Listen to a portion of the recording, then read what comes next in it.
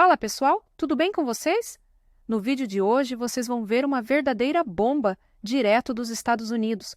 O vice-presidente foi para cima da esquerda e deixou claro que eles serão atropelados por lá. E tem mais. O Marco Rubio confirmou medidas contra a perseguição que Bolsonaro e toda a direita estão sofrendo aqui no Brasil. Assista até o final e The response there is that the rule of law is breaking down. You have these activist judge, one in particular, that not only has gone after Bolsonaro, by the way, he has tried to carry out extraterritorial claims against even American citizens or against someone posting online from within the United States, and has actually threatened to go even further in that regard. So there's going to be a U.S. response to that, and that's what we'll have some announcements in the next week or so about what additional steps we intend to take.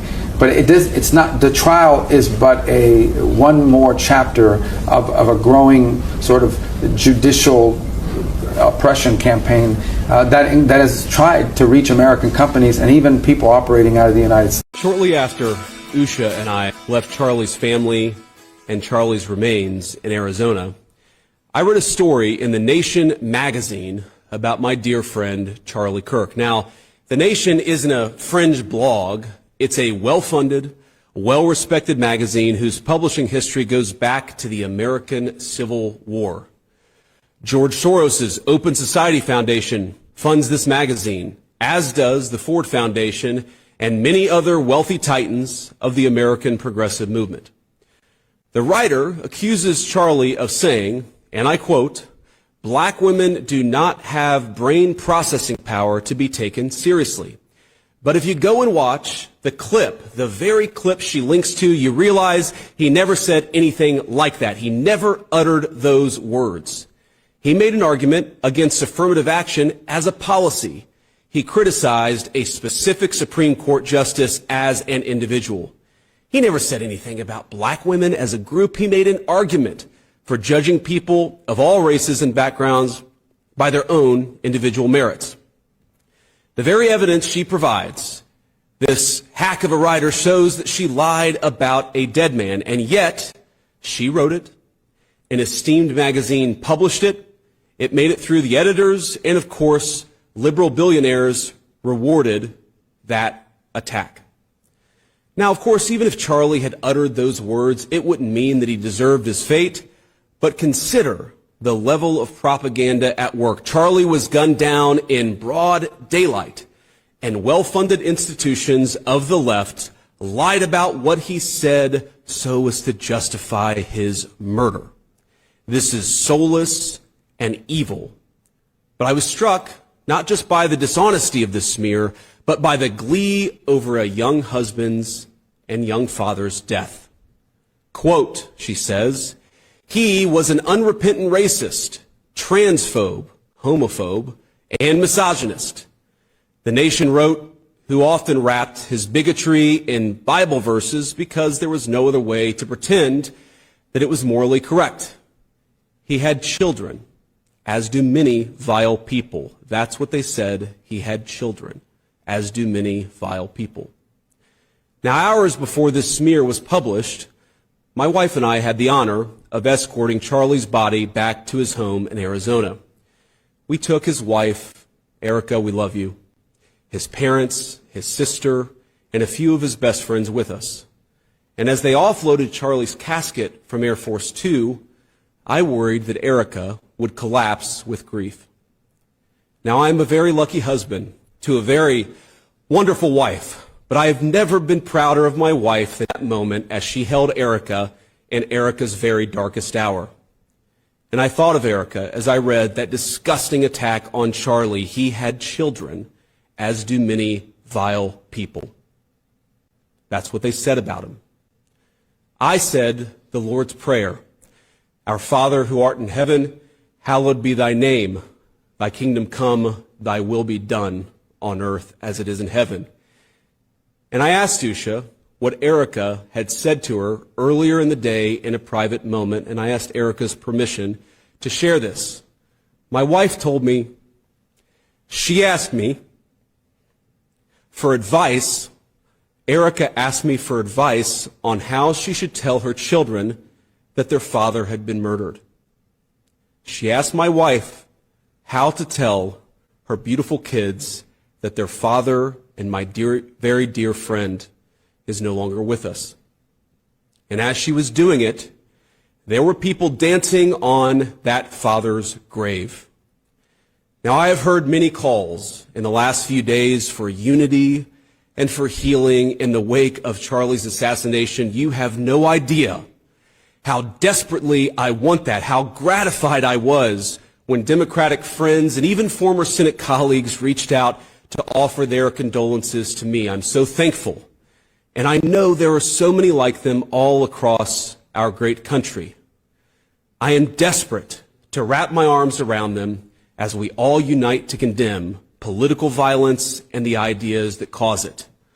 Psalm 133 tells us, "Behold how good and how pleasant it is for brethren to dwell together in unity. It is like the precious ointment upon the head." Oh, how badly have I craved that precious ointment in recent days, and I believe we can have it. But first, we must tell the truth. It's the only way to honor Charlie, for what was he, if not a man who told the truth in every place, in every environment? Now, the most important truth Charlie told is this, that long ago a man, begotten, not made, came down from heaven, and by the Holy Spirit was incarnate of the Virgin Mary and became man. For our sake, he was crucified under Pontius Pilate and suffered death and was buried and rose again on the third day. Charlie believed, as I do, that all the truth he told flowed from that fundamental principle. I really do believe that we can come together in this country. I believe we must. But unity, real unity, can be found only after climbing the mountain of truth. And there are difficult truths we must confront in our country.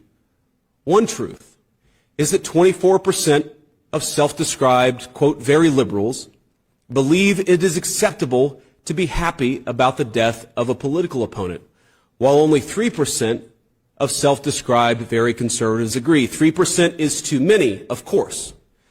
Another truth is that 26% of young liberals believe political violence is sometimes justified, and only 7% of young conservatives say the same. Again, too high a number. In a country of 330 million people, you can of course find one person of a given political persuasion justifying this or that or almost anything. But the data is clear. People on the left are much likelier to defend and celebrate political violence. This is not a both sides problem. If both sides have a problem, one side has a much bigger and more malignant problem, and that is the truth we must be told. That problem has terrible consequences. The leader of our party, Donald J. Trump, escaped an assassin's bullet by less than an inch. Our House Majority Leader, Stephen Scalise, came within seconds of death by an assassin himself. And now, the most influential conservative activist in generations, our friend Charlie, has been murdered. This violence, it doesn't come from nowhere. Now, any political movement, violent or not violent, is a collection of forces. It's like a pyramid that stacks on top, one support on top of the other. That pyramid's got a foundation of donors, of activists, of journalists, now of social media influencers, and of course of politicians. Not every member of that pyramid would commit a murder. In fact, over 99% I'm sure would not. But by celebrating that murder, apologizing for it, and emphasizing not Charlie's innocence, but the fact that he said things some didn't like, even to the point of lying about what he actually said, many of these people are creating an environment where things like this are inevitably going to happen. A couple of months ago, I headlined a fundraiser in Southern California, and since, we'd be out there anyways, my wife and I decided to take our kids to Disneyland one weekend. We had fun, and to be clear, most of the guests said very nice things, or they just left us alone. But there was a loud and very vocal minority that would shout at my children, who were 8, 5, and 3, whenever they got the opportunity. "You should disown your dad, you little shit," one middle-aged woman yelled at my 5-year-old.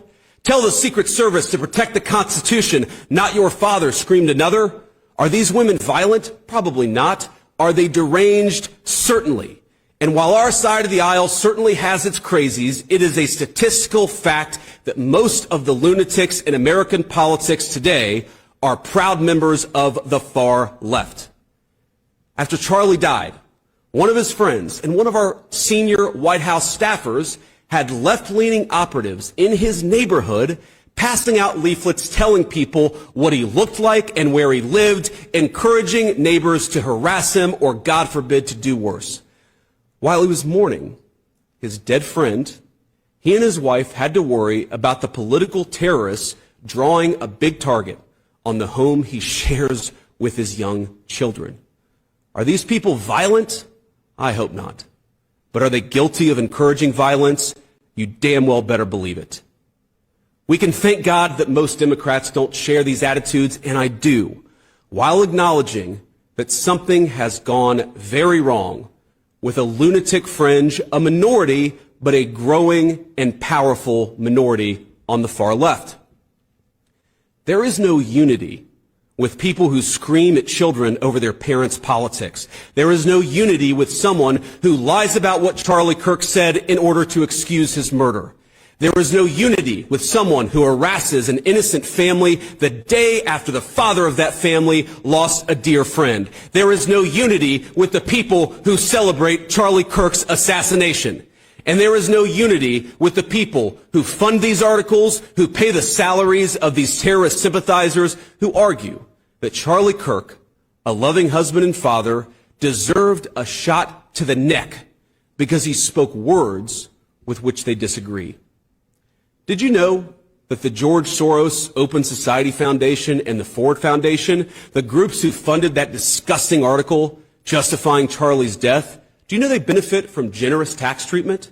They are literally subsidized by you and me, the American taxpayer. And how do they reward us? By setting fire to the house built by the American family over 250 years. I am desperate for our country to be united in condemnation of the actions and the ideas that killed my friend. I want it so badly that I will tell you a difficult truth. We can only have it with people who acknowledge that political violence is unacceptable, and when we work to dismantle the institutions that promote violence and terrorism in our own country. Now, our government, you heard me talk to Stephen Miller about this, will be working very hard to do exactly that in the months to come. We're not always going to get it right. We will sometimes move more slowly than you would like. We will sometimes move more slowly than I want us to. But I promise you that we will explore every option to bring real unity to our country and stop those who would kill their fellow Americans because they don't like what they say. But you have a role too. Civil society, Charlie understood this well, is not just something that flows from the government. It flows from each and every one of us. It flows from all of us. So when you see someone celebrating Charlie's murder, call them out. And hell, call their employer. We don't believe in political violence, but we do believe in civility.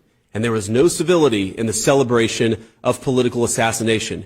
Get involved. Get involved. Get involved. It's the best way to honor Charlie's legacy. Start a chapter of TPUSA or get involved in the one that already exists. If you're older, volunteer for your local party, write an op-ed in your local paper, run for office. I can't promise you this is going to be easy. I can't promise you that all of us will avoid Charlie's fate. I can't promise you that I will avoid Charlie's fate. But the best way to honor him is to shine the light of truth like a torch in the very darkest places. Go do it. We owe it to our friend to ensure that his killer is not just prosecuted but punished. And the worst punishment is not the death penalty, but the knowledge that Charlie's mission continues after he's gone. St. Paul tells us in the book of Ephesians to put on the full armor of God. Let all of us put on that armor and commit ourselves to that cause for which Charlie gave his life, to rebuild a united States of America, and to do it by telling the truth. O que você achou desses pronunciamentos? Quero ler a opinião de cada um de vocês.